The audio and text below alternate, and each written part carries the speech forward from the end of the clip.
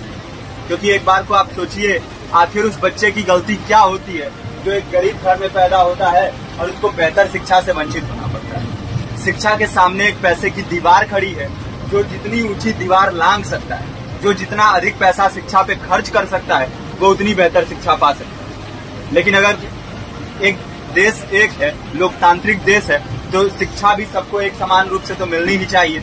आज परिस्थिति ये है कि एक तरफ तो प्राइवेट स्कूल हैं जो लूट के अड्डे बने हुए हैं, वहां पे आप एडमिशन कराने जाएंगे तो सिर्फ एडमिशन के नाम पे ही आपको 10,000 20,000 रुपए देना होगा। और कमीशन खोरी का ऐसा धंधा है कि कॉपी, किताब, टाई, बेल्ट, ड्रेस, जूता कहाँ से खरीदना है ये आप नहीं तय करेंगे वो प्राइवेट स्कूल वाले। यानी आम लोगों की मेहनत की आखिरी कौड़ी उनके जेब से वसूल लेना चाहते हैं। और दूसरी तरफ सरकारी स्कूलों में न तो पर्याप्त टीचर है, न पर्याप्त बिल्डिंगें हैं। 2019 का ही ये पुराना आंकड़ा है कि हर 100 में से 52 स्कूलों में या तो एक टीचर है या 2 टीचर हैं। और उन्हीं टीचरों के ऊपर जिम्मेदारी थोप दी जाती है कि जनगणना करो, मतगणना करो, पशुगणना करो, तमाम काम करवाए जाते हैं। और 19 के बाद से तब से कितने टीचर रिटायर हुए होंगे और 18 के बाद से कोई टीचर की वैकेंसी भी नहीं है।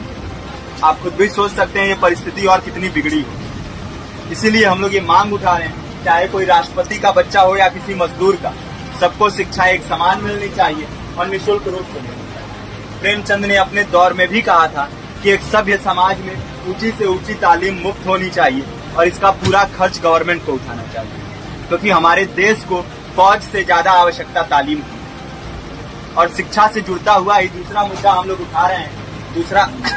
दूसरा मुद्दा है रोजगार का। रोजगार की परिस्थिति ये है कि आज सरकारी सेक्टर हो या प्राइवेट, सब कुछ ठेका संविदा के हवाले किया जा रहा है। परमानेंट नौकरियां लगातार घटाई जा रही है। इसी रेलवे में 1995 के आसपास लगभग 18.5 लाख कर्मचारी काम करते थे, लेकिन आज उनकी संख्या 12 लाख थी। आप खुद भी सोच सकते हैं कितने बड़े पैमाने पे परमानेंट पदों को घटाया जा रहा है। और आज आलम ये है, एक तरफ लाखों पद खाली पड़े हैं, फिर भी कोई वैकेंसी नहीं निकलती। जो वैकेंसियां निकलती हैं उनमें भ्रष्टाचार होता है, पेपर लीक हो जाते हैं। RO, UP police, BPSC, SSC, CGL, ऐसे तमाम पेपर लीक हो चुके हैं, आप लोग भी जानते हैं। अभी नीट की धांधली में ये पता चला कि एक एक पेपर 30 लाख से 50-50 लाख रुपए में बेचा गया। हम और आप तो ये पैसा नहीं दे सकते। पूरी की पूरी कारस्तानी सरकार, प्रशासन, शिक्षा माफियाओं की होती है। और भुगतता कौन है? आम घरों के लोग, जो लोग सालों साल तैयारी करते हैं, दिन भर में 10-10 घंटे, 12-12 घंटे पढ़ते हैं। और इतनी कड़ी मेहनत के बाद, सालों साल की मेहनत के बाद उनके हाथ लगती है तो सिर्फ हताशा, निराशा, अवसाद। बहुत से छात्र नौजवान जो इस बेबसी में, इस डिप्रेशन में नहीं जी पाते, आत्महत्या तक के कदम उठा लेते हैं। लेकिन ये देश की विडंबना है कि टीवी चैनल, अखबार, मीडिया, नेता, मंत्रियों के लिए कहीं ये कोई मुद्दा नहीं है। उनके लिए मुद्दे हैं तो जाति, धर्म, रंग, नस्ल, अगड़ा पिछड़ा।